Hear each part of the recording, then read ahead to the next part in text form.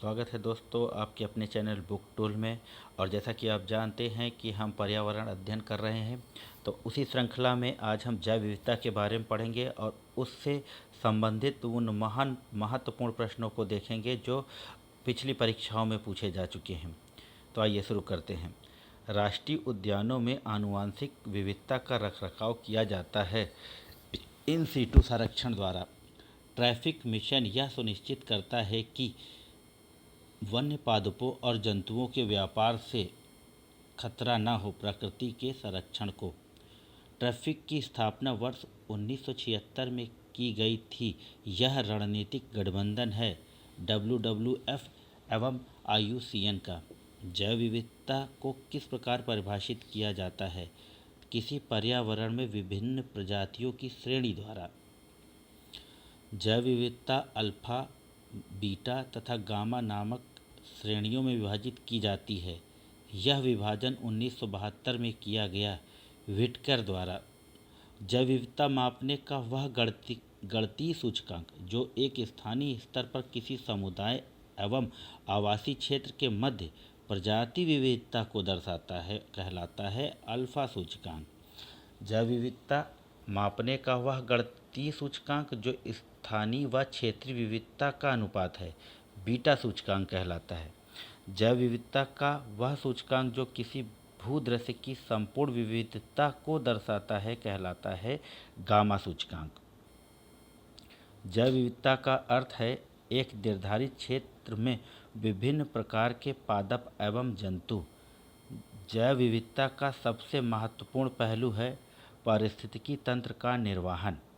जैव विविधता का विनाश के लिए सर्वाधिक महत्वपूर्ण कारक है प्राकृतिक वास का विनाश। संयुक्त राष्ट्र संघ द्वारा जैव विविधता दिवस मनाया जाता है 22 मई को।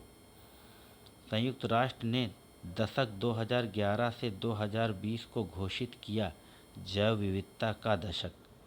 जैव विविधता के लिए बड़ा खतरा है प्राकृतिक आवास और वनस्पति का विनाश तथा झूम खेती।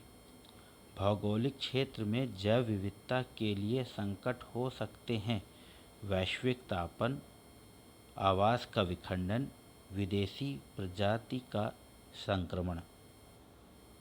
देश के पूर्वी और उत्तर पूर्वी हिस्सों में यह खेती प्रचलित है जो खेती की अवैज्ञानिक तकनीक है कहलाती है झूम खेती। जैव विविधता हॉटस्पॉट स्थलों में शामिल है पूर्वी हिमालय। जैव विविधता हॉटस्पॉट केवल उष्णकटिबंधीय प्रदेशों में ही नहीं बल्कि पाए जाते हैं उच्च अक्षांशीय प्रदेशों में भी, यानी कि वो प्रदेश जहाँ पर ठंड है या कह लो टुंड्रा और टैगा प्रदेश। भारत में जैव विविधता हॉटस्पॉट स्थल है। यह हॉटस्पॉट है पूर्वी हिमालय, पश्चिमी घाट, म्यांमार भारत सीमा एवं सुंडालैंड, अंडमान निकोबार द्वीप समूह एवं भारत म्यांमार सीमा क्षेत्र भाग हैं सुंडालैंड का। भारत में जैव विविधता की दृष्टि से संतृप्त क्षेत्र है पश्चिमी घाट। सबसे ज़्यादा भारत में जैव विविधता पश्चिमी घाट में पाई जाती है। गंगा का मैदान, ट्रांस हिमालय, पश्चिमी घाट तथा मध्य भारत में सबसे अधिक जैव विविधता संपन्न क्षेत्र है तो वह है पश्चिमी घाट।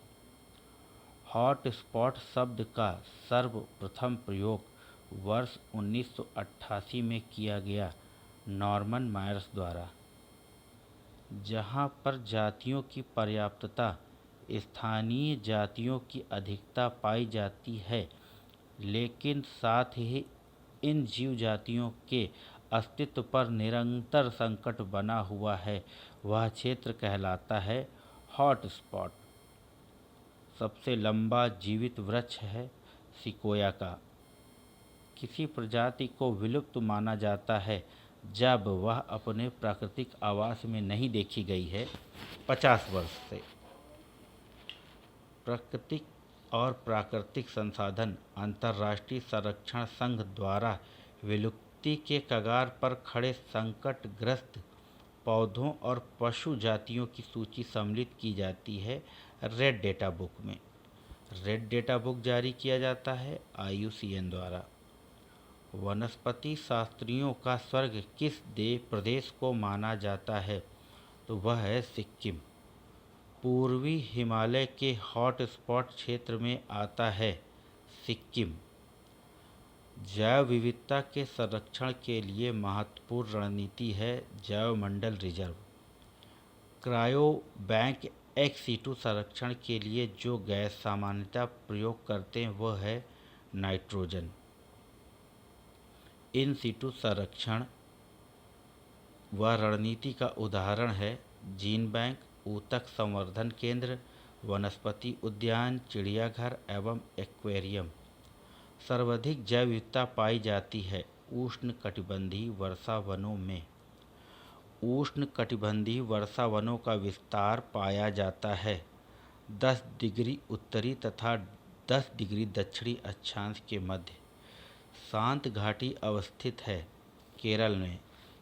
फूलों की घाटी स्थित है उत्तराखंड में। वर्तमान में भारत में कितने रामसर स्थल हैं? तो वह है 49। रामसर सम्मेलन संबंधित है नम भूमियों के संरक्षण से। वेटलैंड दिवस मनाया जाता है 2 फरवरी को। विश्व वेटलैंड दिवस 2021 की थीम है वेटलैंड्स एंड वाटर।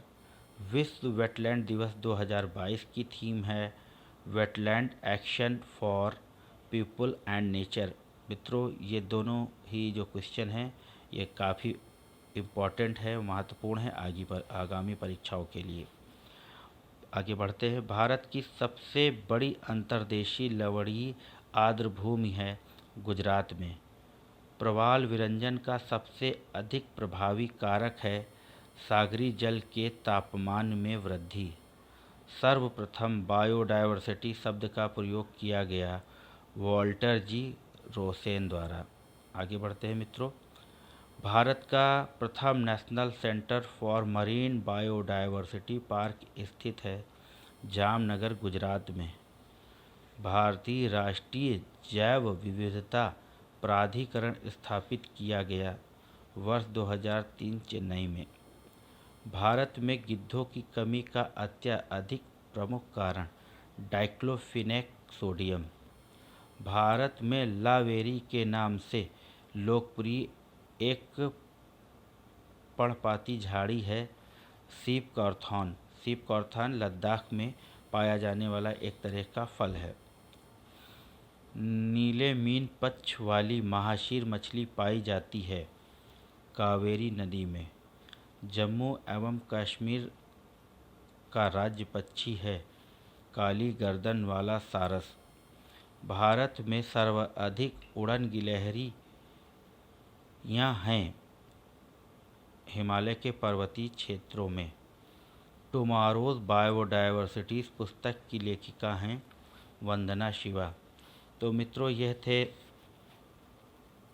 लेक्चर 3 और ये बहुत ही महत्वपूर्ण प्रश्न हैं जो विभिन्न परीक्षाओं में पहले पूछे जा चुके हैं। तो इनको आप देख लीजिएगा। आप चाहे तो इनके नोट्स बना सकते हैं या लिख सकते हैं। और आपसे ये गुजारिश है कि हमारे चैनल को ज़्यादा से ज़्यादा लोगों तक पहुंचाएं, जिससे इस इनिशिएटिव का जो बहुत ही कम समय में बहुत ही महत्वपूर्ण क्वेश्चनों को करवा रहा है, ज़्यादा से ज़्यादा लोगों को इसका लाभ मिलने पाए। धन्यवाद।